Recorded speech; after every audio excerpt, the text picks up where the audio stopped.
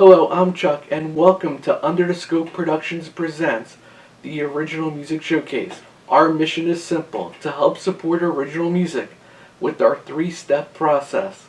Listen, experience, and pass on. But we need your help to get the word out. So let's get started.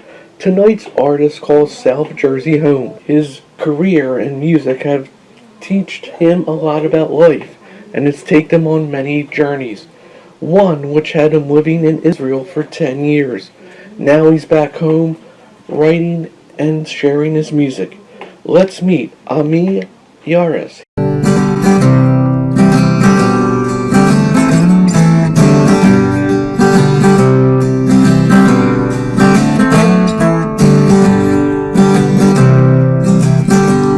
When I can't get on, thoughts don't seem to fit. I'm known for the weary, everything is sweat,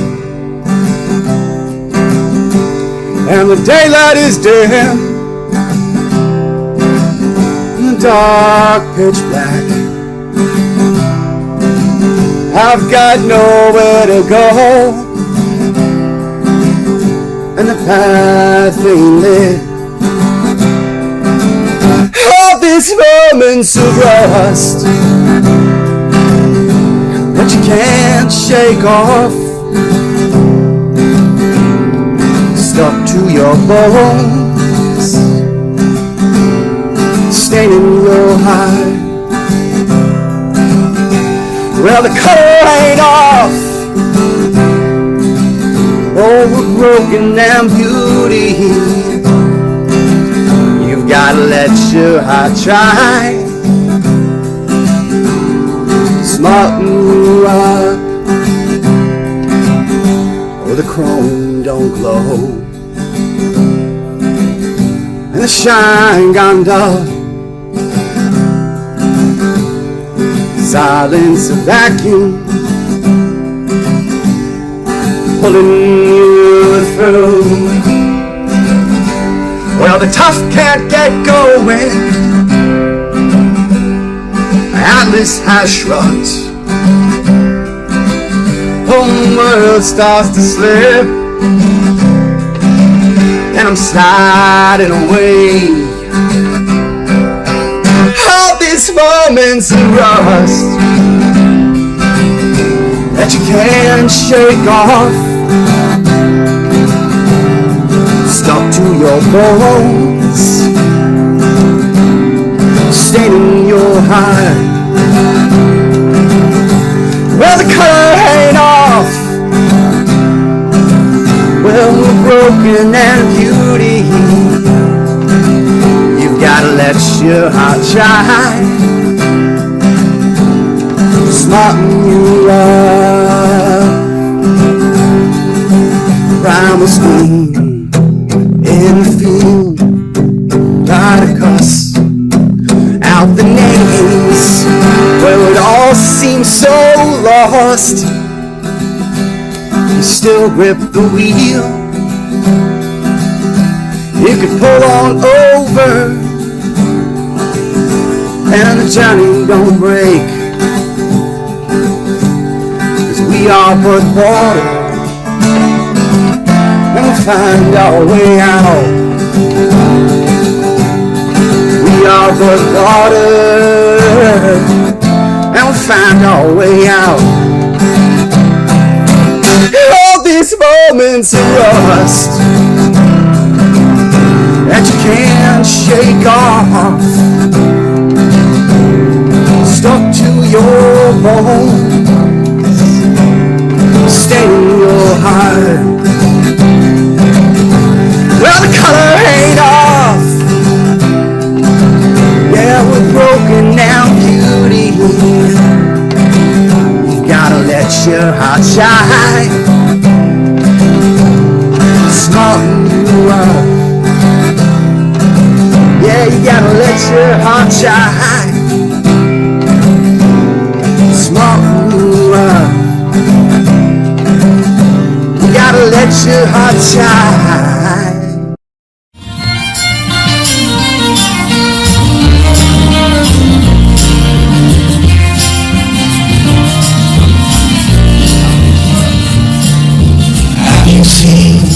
was fire rising from the vine. I've always been prone to music. Been playing since I was like very, very young. Didn't pick up the guitar until I was, I guess, 11 or 12. 12, I think that's when I picked it up. But I was always like enamored by songwriting, envisioning like my greatest hits like compendium, like in the shower when I was like in elementary school, So I always had like, dreams of grandeur and things like that. But really,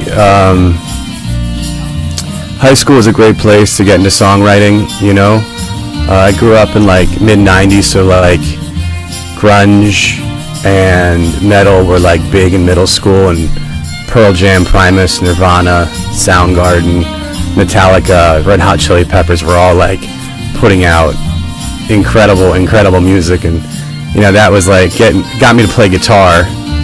And then as time progressed, love it or hate it, Dave Matthews Band, Grateful Dead, Blind Melon, they really drove me in the early part of high school and stuff. The water's warm, the air is freezing, these high winters of fall.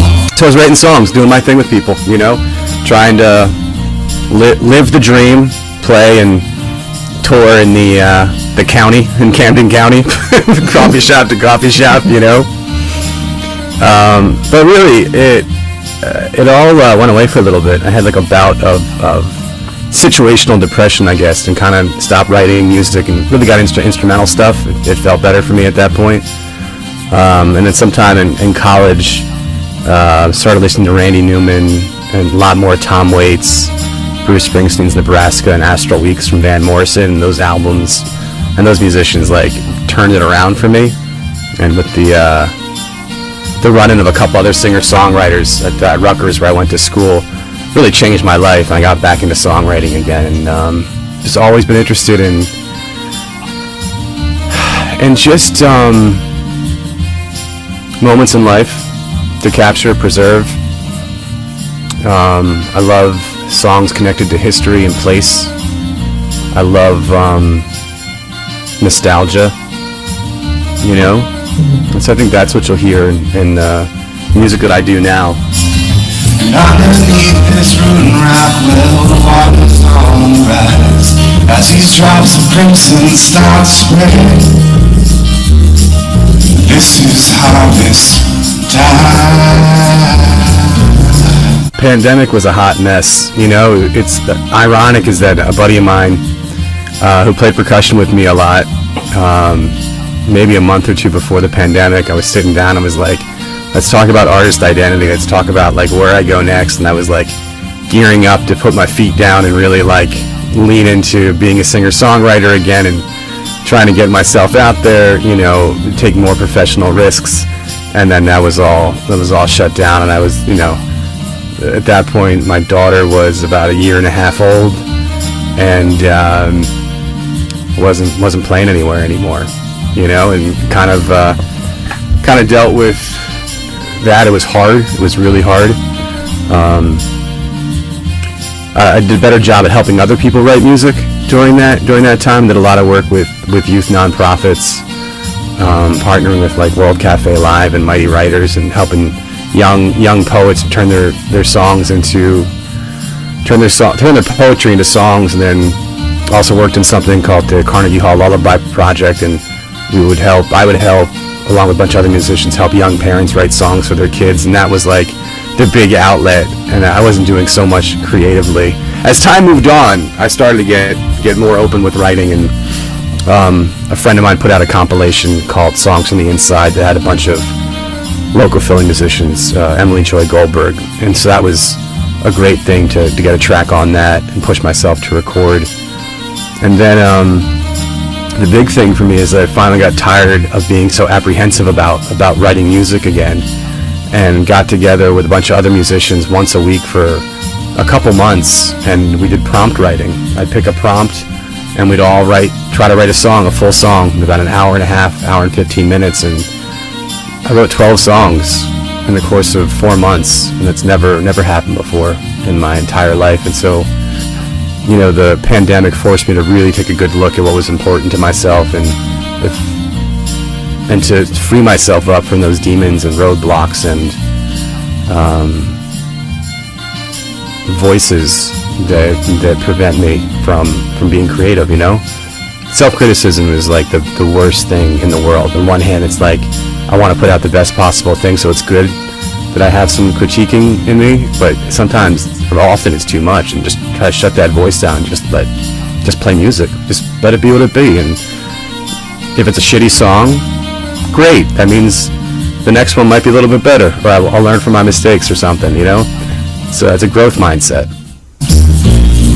This pool of crimson will catch your eye when you driving by. Stop a minute to rest your mind while you thank yourself a dime. Most of my time I run a non-profit that does therapeutic art making called Build a Bridge International. And so a couple years ago, I took over from the co-founders of the organization. I work with musicians and dancers and visual artists and actors from all over Philadelphia to help people, first of all, make art, but also learn about life through art making. So, you know, every project has a metaphor you can take away and learn something about yourself and the world around you. So we hope that this sense of imagination and creativity help people heal from trauma that they've experienced. You know, we're not a cure, but we're definitely a path along the way. And so that's like my full-time gig, and we work with refugees, sex trafficking survivors, youth around Philadelphia. And all this beauty passes from the 16th century. You best catch it while the moment lasts. For the winners I see rise. You know, I do my singer-songwriter thing here and there. Do a lot of work in the Jewish community, accompanying services in DC and Philadelphia, and sometimes out in Colorado too, which is great. You know, it's like I'm a real working musician. I want to be playing more under my own identity. You know, I'm able to sneak my songs in here and there to gigs and stuff, and that feels good. But I'd like to be a little bit more straightforward and not, a little bit more straightforward in placing my music where it can be seen and heard. You know. Let us now, let me take you in my arms. Let it last now, where we haven't got too long. I get a lot of different comparisons. The one that I can't honestly say I thought about is some people say there's like a bit of a Cat Stevens vibe to the music. I've gotten a little bit of Jack Johnson before. But I guess, you know, if you're looking for something, you know, it's folk music rooted in the past, but really embracing the present. It'll sound familiar to you, but also sound new. And you'll hear, you know, a little bit of all your favorite singer-songwriters in there, from, you know, Robbie Robertson to Bob Dylan. A little bit more aggressive sounds from Eddie Vedder and Ani DeFranco. Fits squarely in Americana, you know. Gives me the opportunity to dip into country, dip into bluegrass, dip into rock and roll, you know. Let it last now, let me take you in my arms. Let it last now, where we haven't got too long. Yeah, I sent you one that was just finished a few weeks ago called Moments of Rust. Filmed here in Philadelphia at an upcycle/salvage storefront called Providence. And a buddy of mine came up from Maryland, did a couple filmings of different artists from Philadelphia. Also an artist and musician himself. LJR Creative is the name of the company, and he does some really beautiful stuff. His name's Luke. So I filmed something called Moments of Rust, and that was a tune. It was actually inspired by the stories of women who were overcoming abuse. And, you know, often, I don't want to speak too much on their behalf. I just want to say that coming off of great hurt is a powerful message, and to reframe that experience and to grow stronger from it is really important. And all of us experience moments of rust, those moments where we're hurting. And, you know, no one likes to hurt. But maybe, you know, maybe there's a way to push through that hurt and take something away from it, you know? It's inevitable. Hurt's inevitable. We'll all hurt in some way, some greater than others. But the idea is that, rust comes off, and so we can come off with tragedy and trauma and renew. And that's what Moments of Rust is about. It's called Harvest, and actually that's the last show I played before the pandemic at the Philadelphia Folk Song Society, and that's actually a full band set. It's got fiddle, upright bass, percussion, and myself playing 12-string guitar. And that's off my solo EP, and I have a couple albums out. When I was living in Jerusalem, I played with a band called Holler, and we have a self-titled album, about 9 or 10 tracks that I'm really, really proud of. That was like the first studio recording I've ever done, and then 2 with my brother who plays upright bass. It was called the Brothers Yares. And then in 2018, I finally got together to record under my own name, and put out a 5-track EP from Turtle Studios, and Ross Belenois, a local producer, and just all around unreal musician, helped produce it. And this track Harvest, speaking of South Jersey upbringing, is about the beauty of cranberry bogs, but really talking about how beauty passes and to hold on to it, and especially like us going into the colder months right now, like this is really the transition time. Like last week it was like 70 degrees, and then this week it's like frigid, and it's it's all about that beauty of being in the moment. And the cranberry harvest seems so short when it happens. I'll be driving by a bog or something, and this burst of crimson coming out of the water, and I'm gonna drive by a couple days later and they're all gone. All the cranberries are gone. And it's tragic, but it's beautiful at the same time.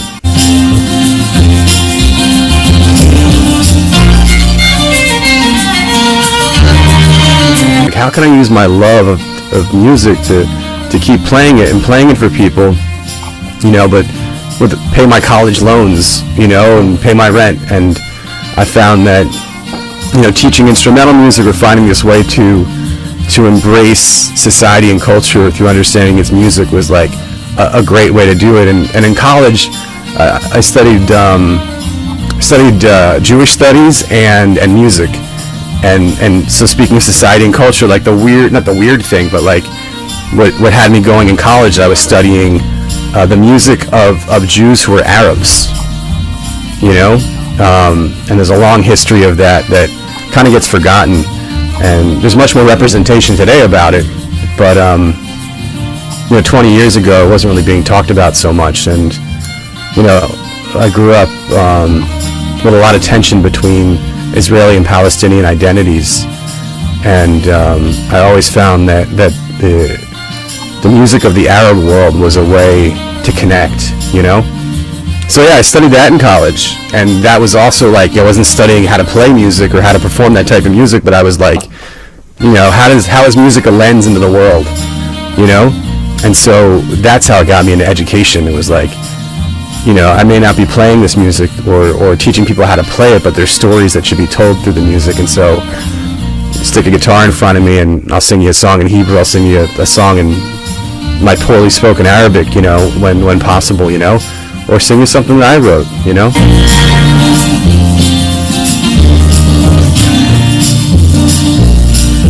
beauty in every season, and everything you feel.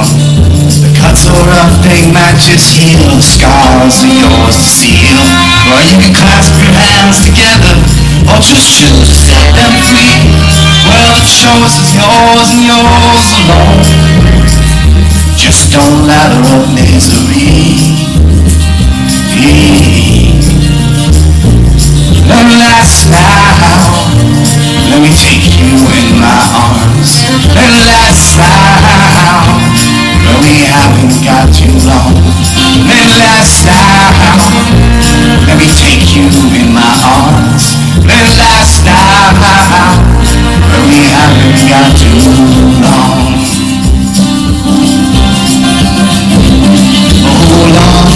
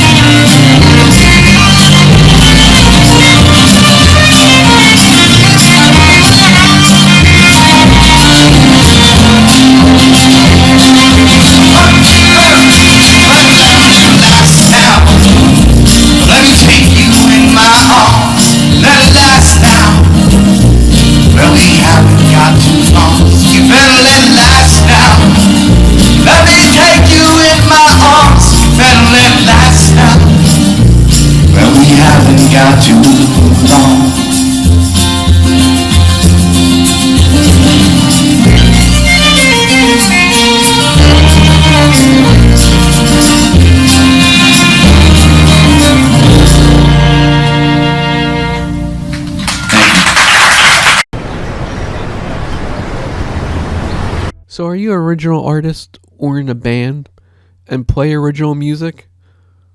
Well, if you'd like to be on our show, it's easy to do. All you need to do is contact us on Facebook at the DV Showcase page, d.v.showcase. And remember, listen, experience, and pass on original music. That concludes this week's episode, and we hope you continue our mission of listening, experiencing, and passing on. Until next time, I'm Chuck, and have a great week.